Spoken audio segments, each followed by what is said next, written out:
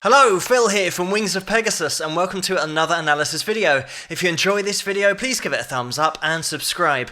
On the agenda tonight, we have Bo Diddley, and this is coming from 1965, and he's going to be playing through Hey Bo Diddley, followed by Bo Diddley. So let's get Bo Diddley up on screen and see how he gets on.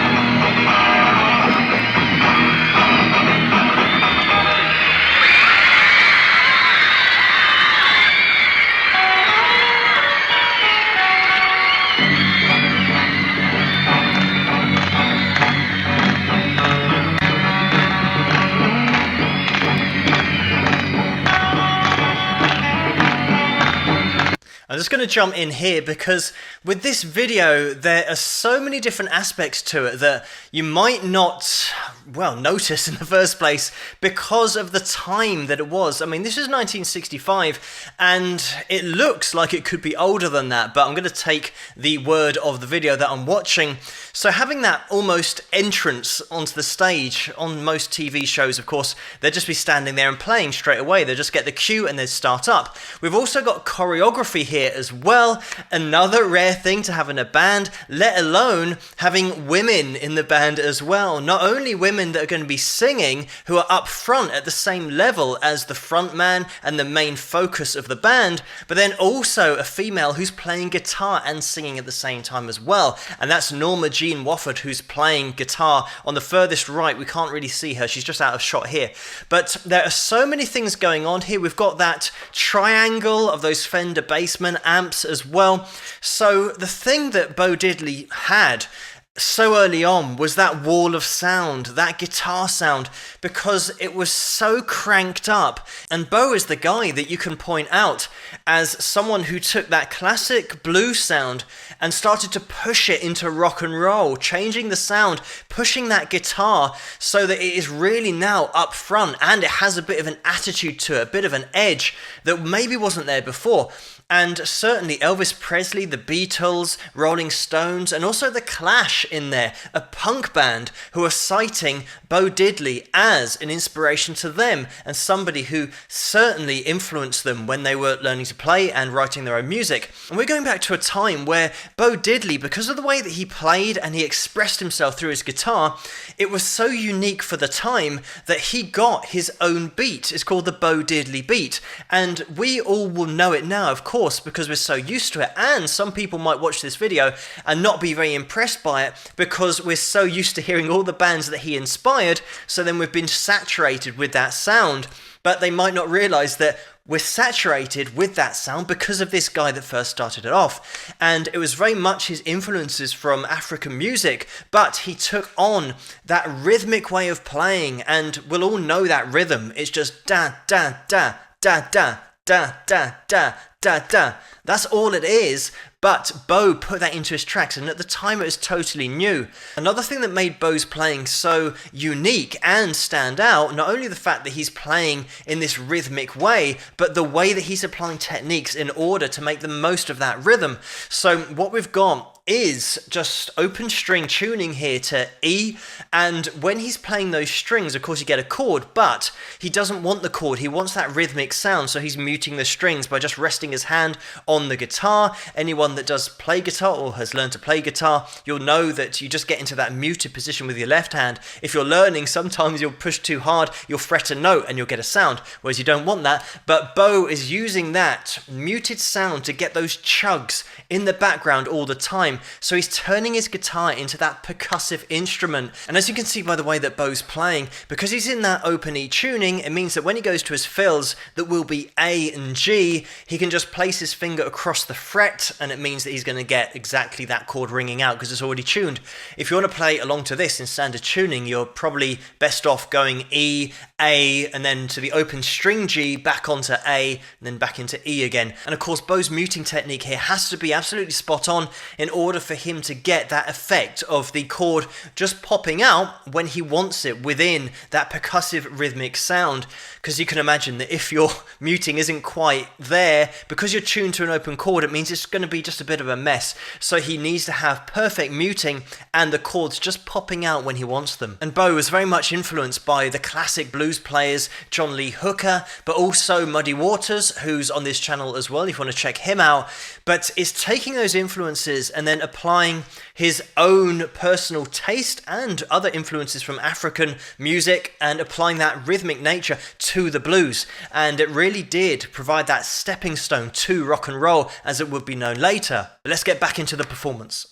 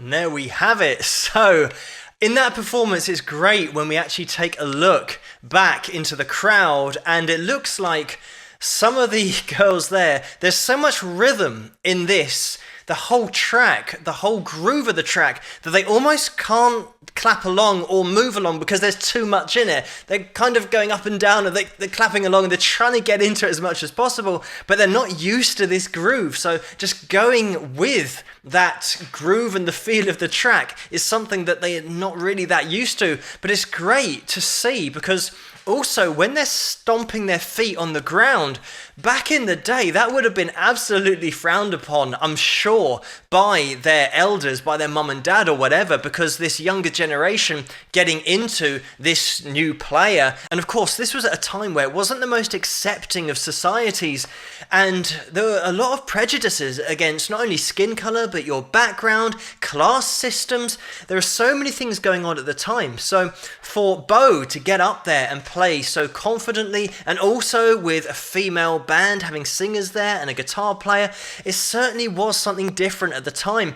But the great thing about it, and the great thing about music, is that you can connect to music. It doesn't matter your background or your skin color, it is all the same. And you can see here that everybody's getting into it. And of course, people watching this are not going to look at it and think that it's punk music, but we've got to look back at the social environment of the time, and this is definitely something that the older generation would not have endorsed or approved of their sons and daughters going along to see a black singer, a black performer, stomping their feet, clapping along, screaming. All of these things are just so anti-establishment at the time. Of course, it's going to look really watered down now because we're so free as a society, and it's so much easier to express yourself and to be accepted for that expression nowadays. Would Elvis have been the same without Bo Diddley, with the Beatles, with the Rolling Stones? And there are so many blues performers back in the 50s and the 60s, Muddy Waters, who I mentioned before as well, who of course Rolling Stones were heavily into as well. Those kind of guys that absolutely laid the foundation for rock and roll and all of those future generations of players. So sometimes we've got to rewind all the way back to performers like Bo and see what they did at the time, because watching a video back doesn't show you the social environment that this was being done in. And of course, Bo was one of those guys that sang and played at the same time, and I always say that that doubles the difficulty. And I mention about all the top artists and all the top bands, they all have three things in common, and that is being able to put on a great show, being able to write great songs, and also having great technical ability on the instruments. And when you analyze Bo Diddley and apply that to him, we've got first of all the stage entrance, the way that he's got choreography going on, and also the way that he dances when he plays. So he's already pushing the boundaries of entertainment and putting on a show. So he's got that. Now, when you analyze the songs, of course, he's got his own unique rhythm. His songs are going to sound different to everybody else because he's got that Bo Diddley beat, that different rhythmic nature of playing by muting the strings. So his songs stand out as well because they are different. And then you've got the technical ability, like I said, playing and singing at the same time and being able to throw in those fills. And also the fact that we've got Norma here on guitar as well. That second guitar, she's throwing in a little bit too.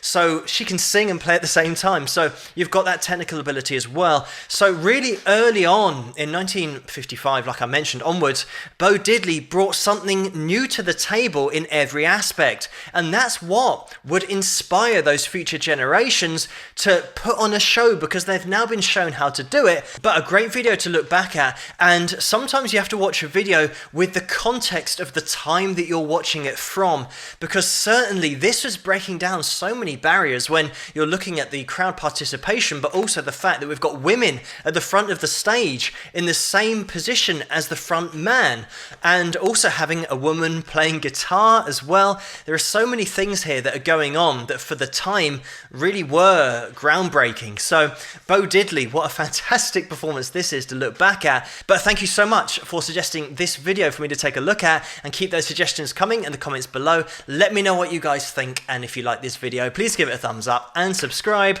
and I'll see you guys at the next one. Rock!